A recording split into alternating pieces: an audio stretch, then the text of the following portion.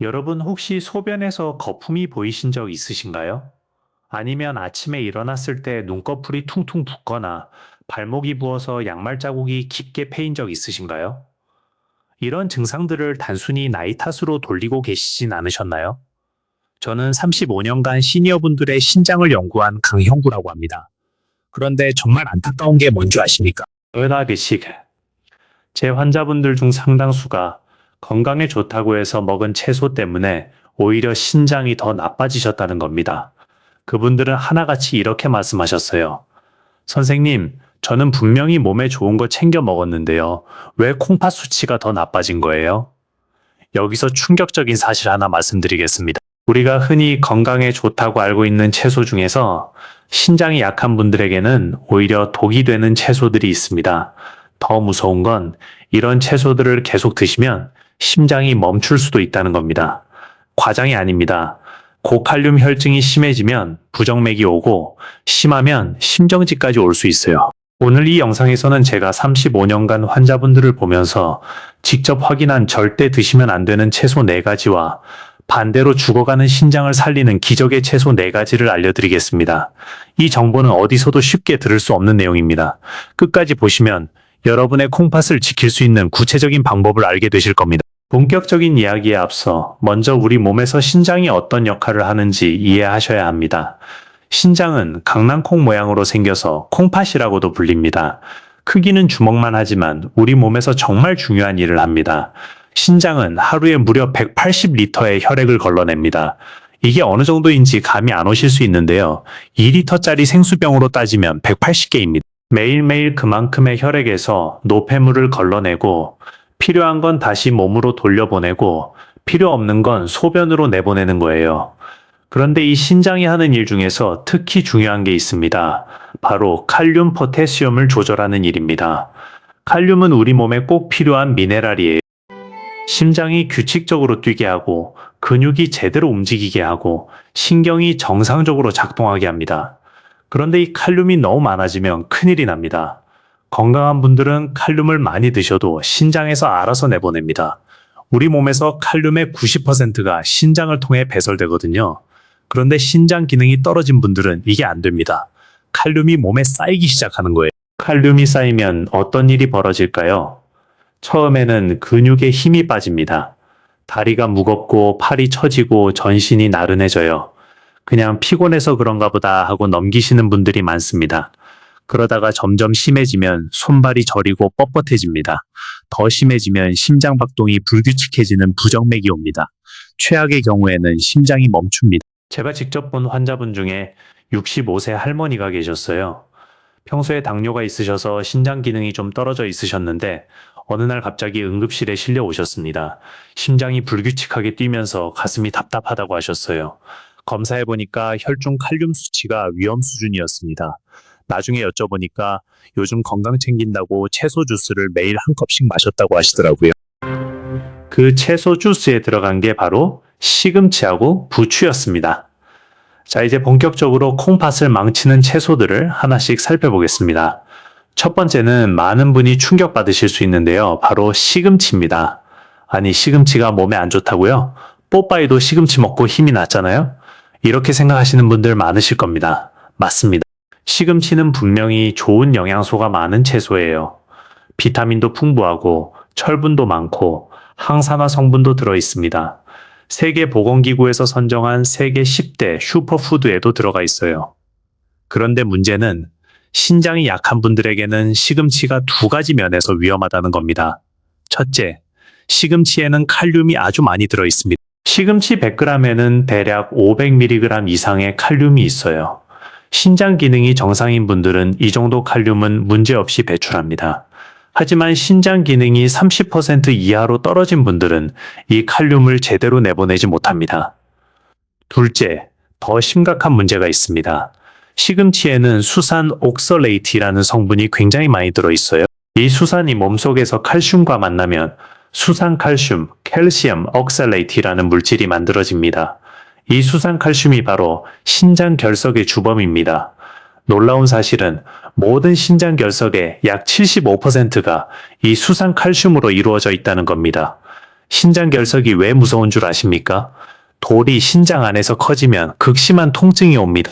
출산보다 아프다고 표현하시는 분들도 계세요. 그리고 이 돌이 요로를 막으면 소변이 안 나오고 신장의 압력이 올라가면서 신장 기능이 더 나빠집니다. 악순환이 시작되는 거예요. 특히 위험한 경우가 있습니다. 시금치를 생으로 드시는 경우입니다.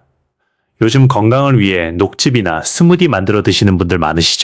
생시금치를 갈아서 드시면 수산이 고스란히 몸에 들어갑니다. 삶거나 데치면 수산이 물에 빠져나가서 30, 87%까지 줄어드는데 생으로 드시면 전부 다 섭취하시게 되는 거예요. 그리고 또 하나, 시금치를 두부나 멸치, 우유 같은 칼슘이 많은 음식과 함께 드시면 안 됩니다.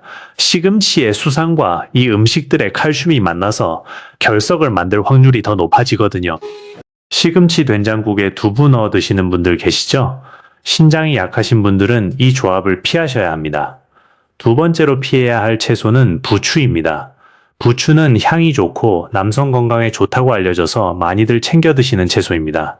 정력에 좋다는 말 때문에 특히 남성분들이 많이 드시죠?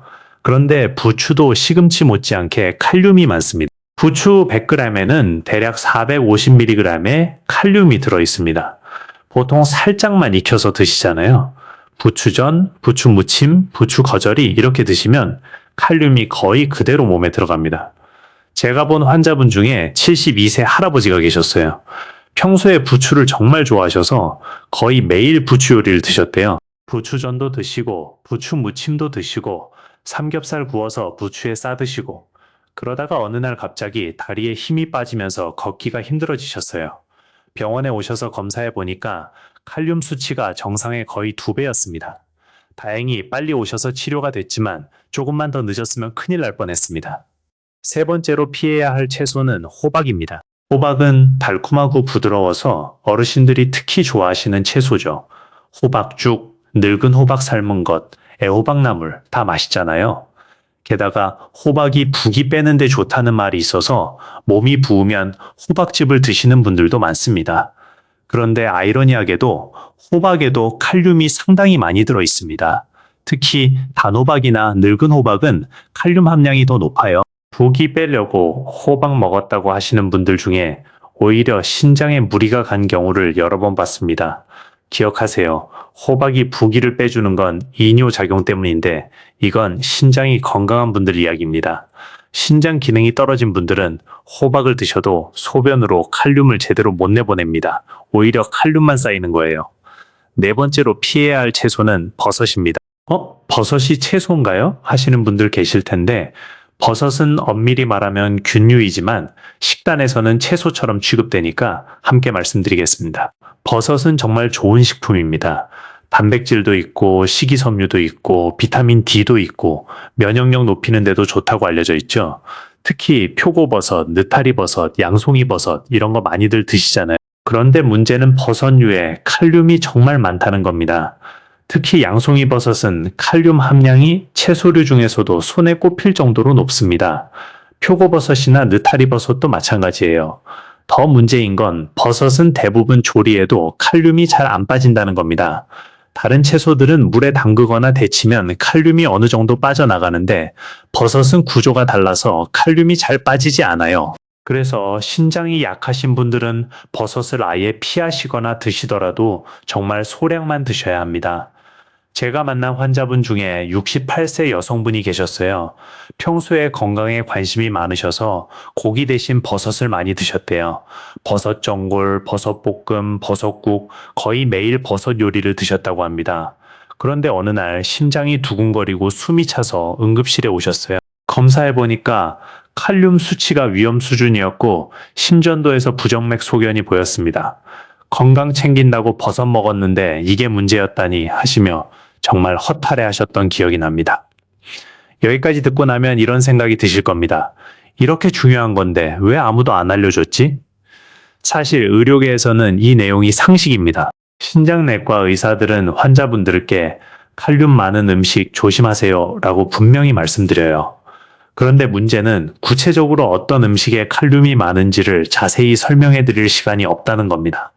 병원이 너무 바쁘거든요. 그리고 또 하나, 방송이나 인터넷에서는 이 채소가 몸에 좋다는 이야기는 많이 하는데 이 채소가 특정 질환이 있는 분들에게는 위험하다는 이야기는 잘 안 합니다. 왜냐하면 그건 복잡하고 예외가 많은 이야기거든요. 시청률이 안 나오죠. 그래서 결국 환자분들이 알아서 찾아보셔야 하는데 인터넷에는 정보가 너무 많아서 뭐가 맞는지 헷갈리시잖아요. 시금치가 몸에 좋다는 글과 시금치를 조심해야 한다는 글이 동시에 있으니까요. 오늘 제가 분명히 말씀드립니다. 신장 기능이 정상인 분들에게 시금치, 부추, 호박, 버섯은 좋은 식품입니다. 그런데 신장 기능이 떨어진 분들, 특히 사구체 역과율 GFR이 30 이하인 분들에게는 이 채소들이 독이 될 수 있습니다. 반드시 기억하세요. 그렇다면 반대로 적극적으로 드셔야 할 채소도 있습니다. 이 채소들은 칼륨이 적으면서도 신장 건강에 도움이 되는 영양소가 풍부해요. 지금부터 하나씩 알려드리겠습니다. 셔들스톡. 첫 번째 기적의 채소는 양배추입니다. 양배추는 신장 건강을 위한 최고의 채소라고 해도 과언이 아닙니다. 왜 그런지 이유를 말씀드릴게요. 먼저, 양배추는 칼륨 함량이 매우 낮습니다. 양배추 100g에 들어있는 칼륨은 약 170mg 정도예요. 시금치의 3분의 1도 안 됩니다. 그래서 신장 기능이 떨어진 분들도 안심하고 드실 수 있어요. 둘째, 양배추에는 비타민 C와 비타민 K가 풍부합니다. 비타민 C는 우리 몸의 산화를 막아주는 항산화 작용을 하고 비타민 K는 혈액 응고와 뼈 건강에 중요한 역할을 합니다. 신장이 약해지면 뼈도 약해지기 쉬운데 양배추의 비타민 K가 이걸 막아줍니다.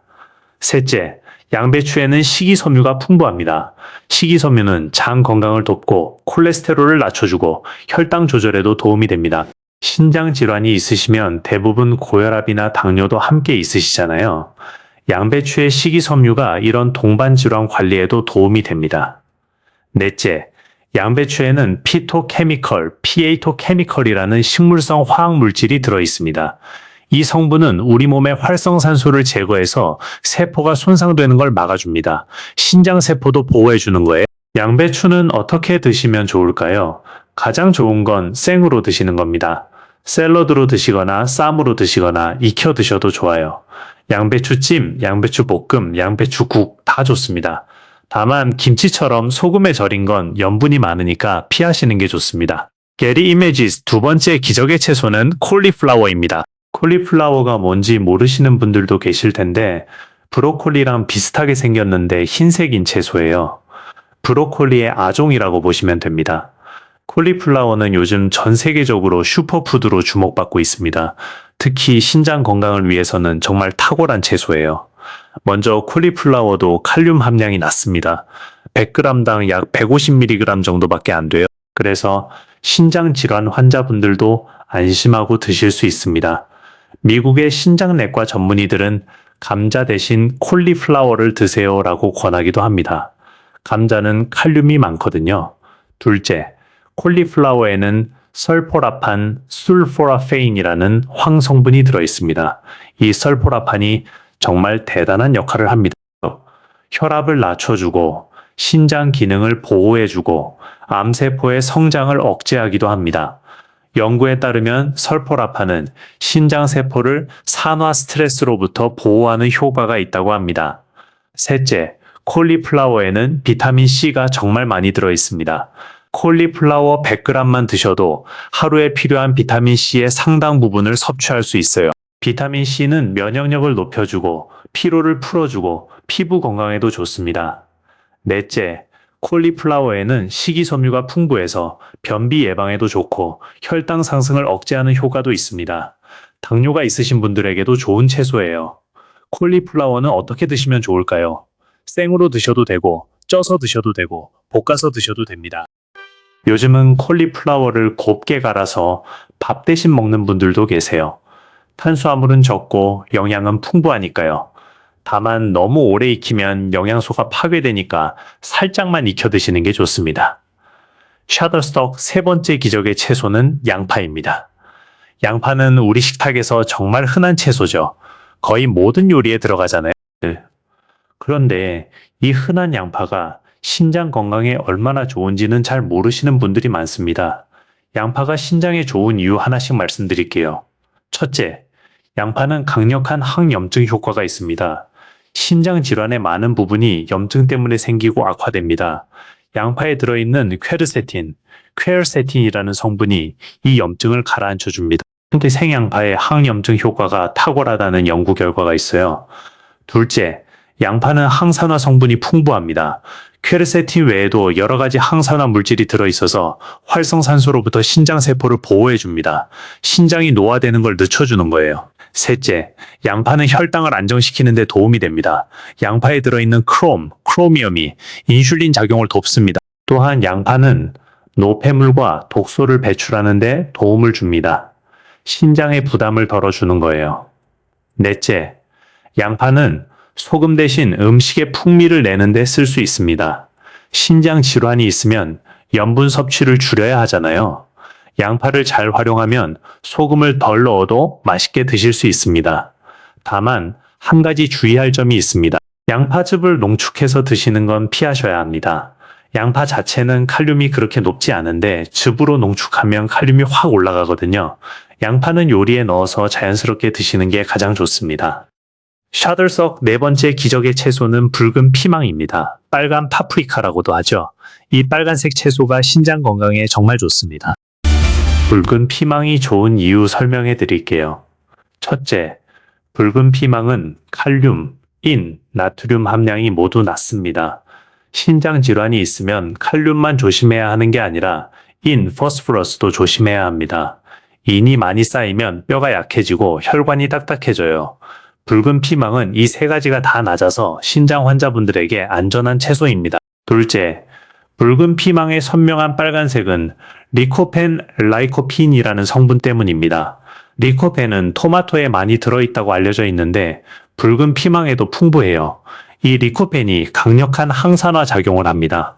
연구에 따르면 리코펜은 신장세포를 보호하고 만성 신장질환의 위험을 줄이는 효과가 있다고 합니다. 셋째, 붉은 피망에는 비타민이 정말 풍부합니다. 비타민 A, 비타민 C, 비타민 B6, 엽산, 이런 비타민들이 다 들어있어요. 특히 비타민 C 함량은 과일인 오렌지보다도 높습니다. 이 비타민들이 면역력을 높여주고 염증을 줄여주고 세포를 건강하게 유지해줍니다. 넷째, 붉은 피망에는 식이섬유도 들어있어서 장 건강과 혈당 조절에도 도움이 됩니다. 붉은 피망은 어떻게 드시면 좋을까요? 생으로 드시면 비타민 C를 가장 많이 섭취할 수 있어요. 샐러드에 넣거나 스틱으로 잘라서 간식처럼 드시면 좋습니다. 볶아 드시거나 찜으로 드셔도 좋고요. 색깔이 예뻐서 음식에 넣으면 보기에도 좋습니다. 지금까지 피해야 할 채소 4가지와 적극적으로 드셔야 할 채소 4가지를 알려드렸습니다. 이제 마지막으로 채소를 드실 때 꼭 지켜야 할 수칙들을 정리해 드리겠습니다. 첫째, 자신의 신장 기능을 정확히 아셔야 합니다. 건강검진 받으시면 사구체역과율 EGFR이라는 수치가 나옵니다. 이 수치가 60 이상이면 정상, 30에서 59 사이면 주의가 필요하고 30 이하면 식단 관리가 필수입니다. 혈중 칼륨 수치도 정기적으로 확인하셔야 해요. 주치의 선생님과 상의해서 자신에게 맞는 식단을 정하시는 게 가장 중요합니다. 둘째, 칼륨이 높은 채소를 완전히 끊을 필요는 없습니다. 다만 조리 방법을 바꾸시면 됩니다. 채소를 잘게 썰어서 미지근한 물에 2시간 이상 담가두세요. 물의 양은 채소의 10배 정도로 넉넉하게 하시고요. 그리고 그 물은 버리고 새물에 삶거나 데치세요. 이렇게 하면 칼륨이 30에서 50%까지 빠져나갑니다. 셋째, 녹즙이나 채소 주스는 피하세요. 채소를 갈아서 마시면 칼륨이 농축돼서 한꺼번에 많은 양이 몸에 들어갑니다. 특히 시금치, 케일, 샐러리 같은 걸 넣은 녹즙은 신장이 약하신 분들에게 정말 위험합니다. 넷째, 말린 채소나 말린 과일은 피하세요. 수분이 빠지면서 칼륨이 농축되거든요. 신선한 상태로 드시는 게 좋습니다.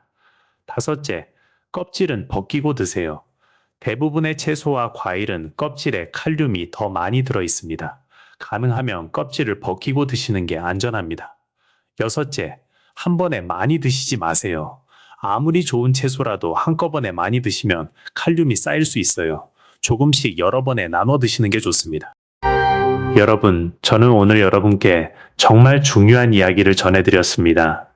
신장은 한번 망가지면 회복이 어렵습니다. 하지만 너무 걱정하지 마세요. 오늘 알려드린 내용만 잘 지키시면 지금 상태에서 더 나빠지는 건 막을 수 있습니다. 어떤 분들은 오히려 좋아지시기도 해요. 저는 35년간 수많은 환자분들을 보면서 이 사실을 확인했습니다. 식단만 바꿔도 정말 달라집니다. 68세 투석 직전까지 갔다가 식단 관리와 생활 습관 개선으로 70대 중반까지 투석 없이 건강하게 사신 분도 계세요. 여러분도 할 수 있습니다. 오늘부터 시작하세요. 냉장고를 열어보시고 시금치나 부추가 있으면 일단 옆으로 치워두세요.